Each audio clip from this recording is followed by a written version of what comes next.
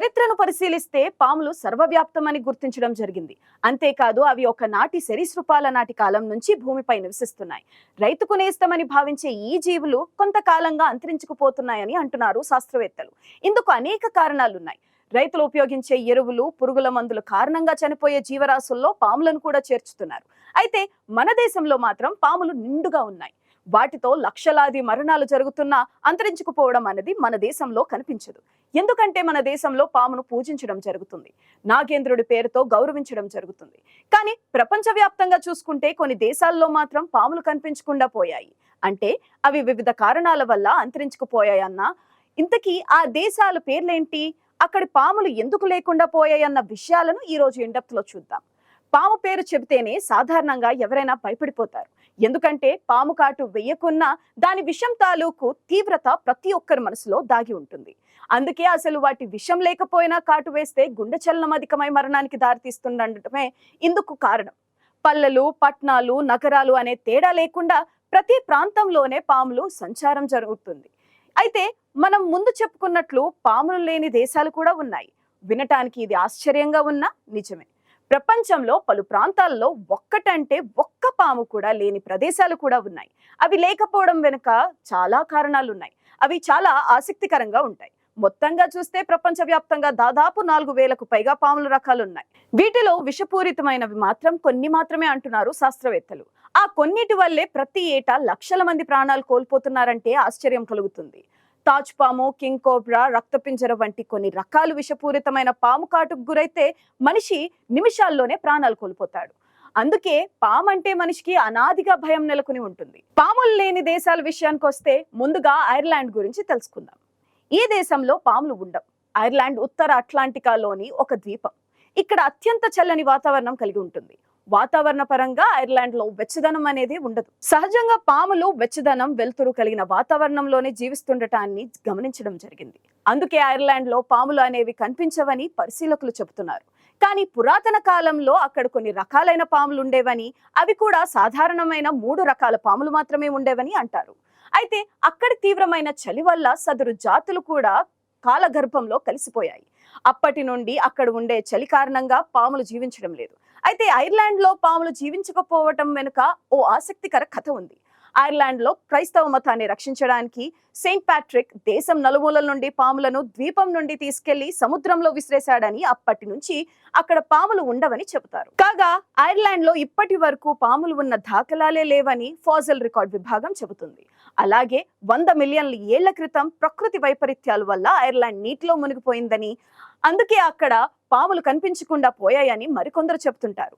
కారణం ఏమైనా కాగడా పట్టుకుని వెతికినా ఐర్లాండ్ దేశంలో పాములు కనిపించవు. భూమికి ధ్రువ ప్రాంతంలో సూర్యరశ్మి సోకదు కాబట్టి అక్కడ అనునిత్యం 365 రోజులు మంచుగడ్డ కట్టుకుని ఉంటుంది.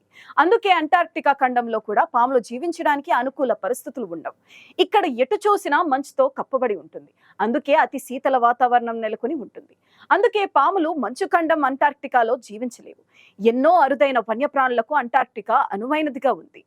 Seals, penguins, orcas, squids, blue whales, ధ్రువపు ఎలుగుబంట్లు వంటి అరుదైన జీవులు అంటార్క్టికాను ఆవాసంగా చేసుకుని జీవిస్తుంటాయి. అలవి కాని ప్రకృతిలో ఇవి జీవిస్తున్నాయి.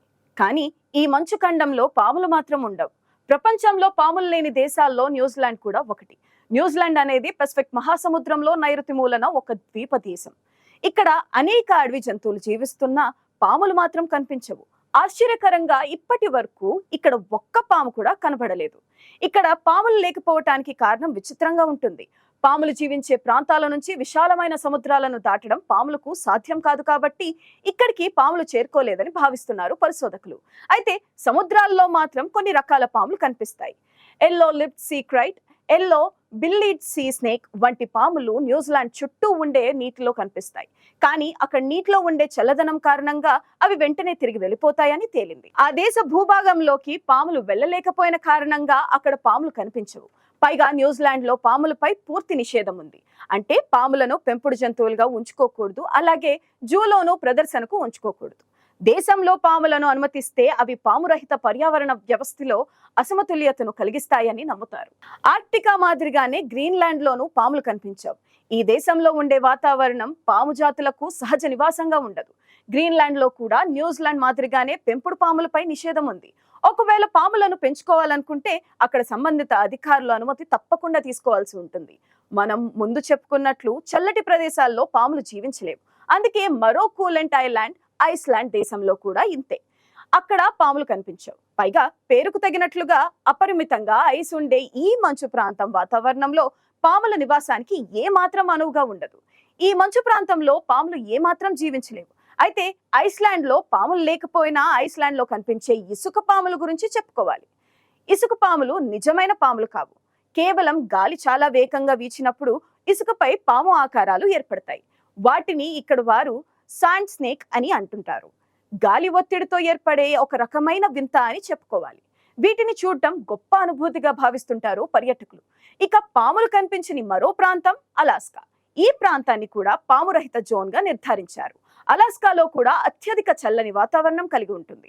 సూర్యకాంతి పడే ప్రాంతం చాలా తక్కువగా ఉంటుంది. సంవత్సరంలో చాలా తక్కువ కాలం, మరీ ముఖ్యంగా కొన్ని ప్రాంతాల్లో మాత్రమే సూర్యకాంతి పడుతుంది. ఈ వాతావరణం వల్ల ఇక్కడ ఏ జాతి పాములు జీవించినట్లుగా దాఖలాలు లేవు. పాముల అవశేషాలు రికార్డుల్లో మాత్రం అలాస్కాలో అత్యంత తరచుగా గార్టర్ పాముకి సంబంధించిన ఆనవాళ్లు కనిపిస్తుంటాయి.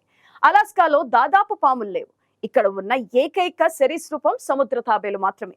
అలాగే Hawaii, cook island, Cape word, Pacific దీవులు, ఉత్తర రష్యా, కెనడాలో కూడా పాములు లేవని నిపుణులు చెబుతున్నారు.